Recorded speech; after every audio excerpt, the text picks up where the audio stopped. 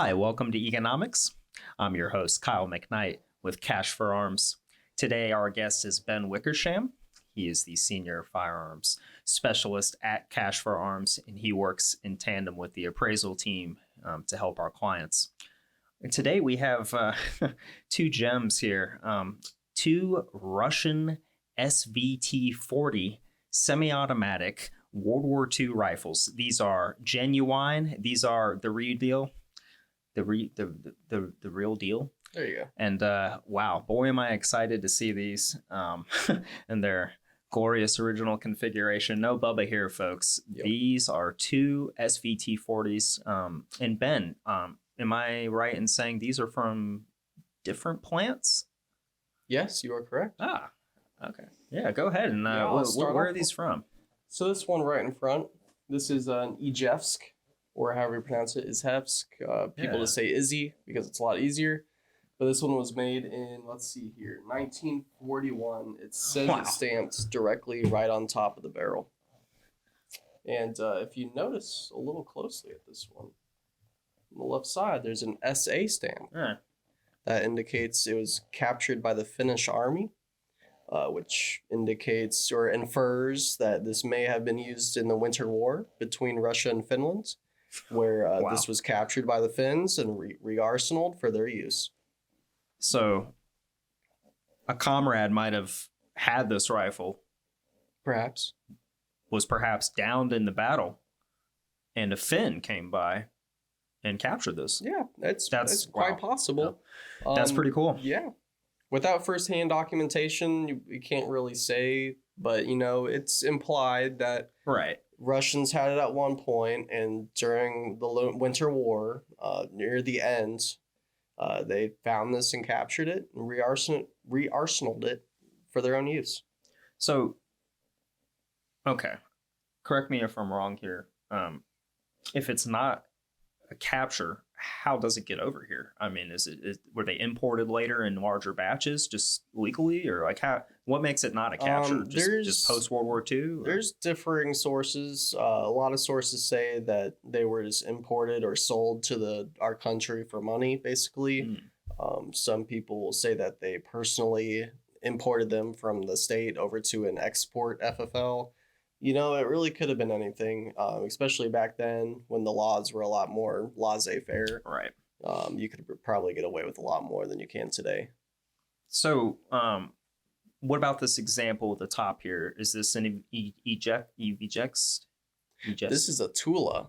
Tula. Very cool. And while this one was 1941, this is a 1942. And you can tell it's much better condition. It's a lot newer. It's still in that transitional period where they updated the design. If you notice, it's missing the optic rail. Right. However, it has the early pattern safety, has the early pattern wide trigger bands, has the early pattern magazine release, same as the rear sight, how there's a groove, has a 7-hole handguard. That's a later pattern. But then it has the desirable 6-port muzzle brake on the end. It's very desirable. Now, correct me if I'm wrong. This is just like a layman's kind of uninformed comment here. Our last economics episode was on the Romanian PSL rifle. Now, maybe I'm just having a memory fog. The muzzle device looks similar on these SVTs as my PSL. Is that, I think if it's not broken, don't fix it. Yeah. Well, and this shoots, of course, the same caliber as the PSL too, 7.62 by 54R. Of course, the same round that the Mosin Nagant shoots, which would have been, the brotherly rifle to this on the field. I guess that's right. If you were lucky, you got issued an SVT, or am I backwards? Were you unlucky if you got one? It's something like that. There's not really many sources that say, but they do say that these were quite expensive to make. And after the war goes on, as the war goes on, they realized that this is too much for them, so they switched back to the Mosin Nagant and started reissuing that because it's more accurate, it's more reliable, and it's just easier to just pump out numbers and send out to the troops. Okay, all right. Speaking of numbers here, let's just dive into the numbers. This is Economics. And I'm assuming there's going to be maybe a slight price difference between these two, but it's probably going to be in a similar ballpark here. Condition is king for these. The mintier we get, the more stratospheric we get, right? These are two shooters here. This Tula looks to be in slightly better shape than the Eve Jess. Yeah. Market. Where are we at, Ben? What are these costing the consumer these days at auction? So for this condition one right in front, this Ijevsk, you're looking anywhere between the low twos, maybe the mid to high twos. It all depends on who the buyer is. It really depends on the rarity, the condition, like you said, Right. as well as the manufacturer. Some manufacturers made less than others. I believe the Ijevsk factory made less than the others, so they're a little bit more desirable. But you could see this one. It had stock repair, likely from the fins. The finish is mostly worn off, but I think it gives it a little battle worn patina. Yeah, I'd be willing to pay mid twos for it. Yeah, guys. 10, 12 years ago, you could pick up an SVT 40 for $1,200. They've always been kind of expensive in the 21st century. Okay, Ben and I are young. Neither of us are even 30 years old yet, so we don't quite have the memory of when these were affordable, quote unquote. But yeah, right now, the SVT 40 is trending at auction from anywhere from about $2,200 to $3,000. I know that's somewhat of a wide variance. Tulas are very hot, but I think that's only because of the name brand of Tula.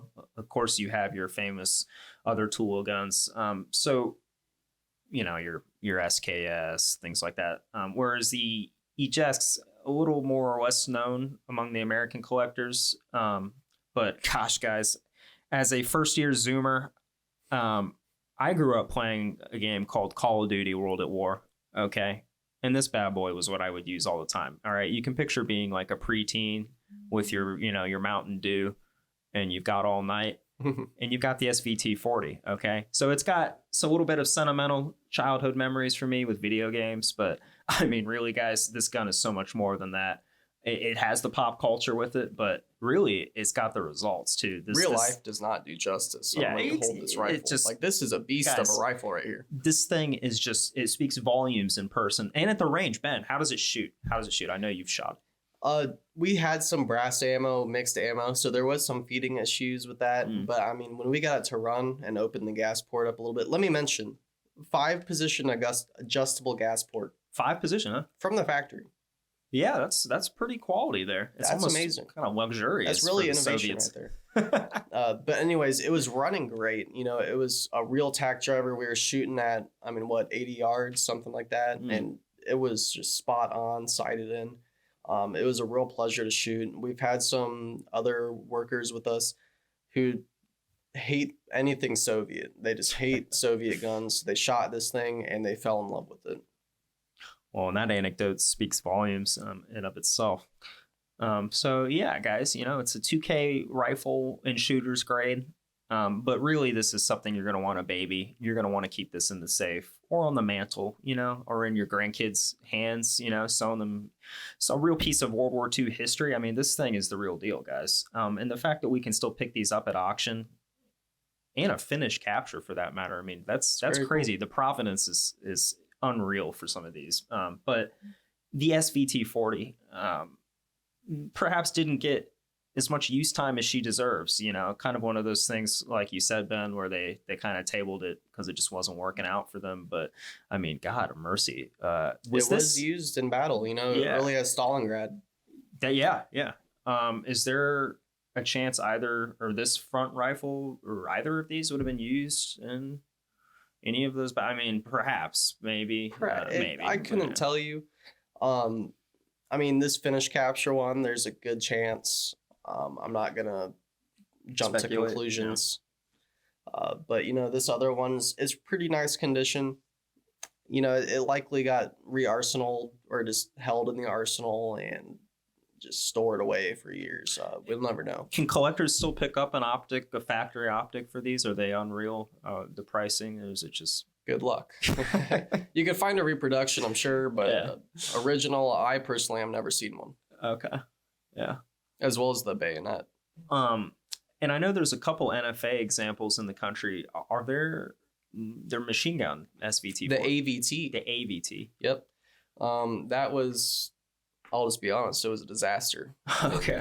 They would shoot around 100 rounds through it, and the barrels would blow out. Oh, so wow. they decided, let's not do that anymore. And so that was kind of the demise of the SVT-40. After that incident of the full auto fail, they kind of just ended the SVT production right there. Well, what an excellent piece of World War II history. Honestly, a no-brainer for anybody collecting World War II weapons, or really just Iron Curtain, Eastern Bloc, all that. Anybody collecting a piece of early Soviet history would be keen on picking one of these up before they're $3,000, guys. That's part of this economics market report, is sort of giving you the reality without sugarcoating things, okay? The price of these is increasing. I haven't seen any examples, even in very fair grade, below $1,500, and that's for a really low grade. Really, like these two pieces here are in the mid twos, guys, if not slightly better.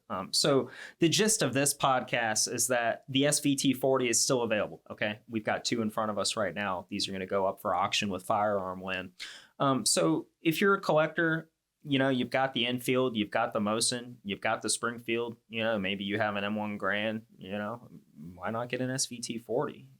Why not It is the Russian M1 Grand. Yeah, exactly. Yeah. So, this has been another fantastic episode of Economics. Our best here is yet to come. So, yeah, my name is Kyle McKnight. I'm your host today with Cash for Arms. Our guest was Ben Wickersham. Thanks for coming on, Ben. My pleasure. Until next time, guys.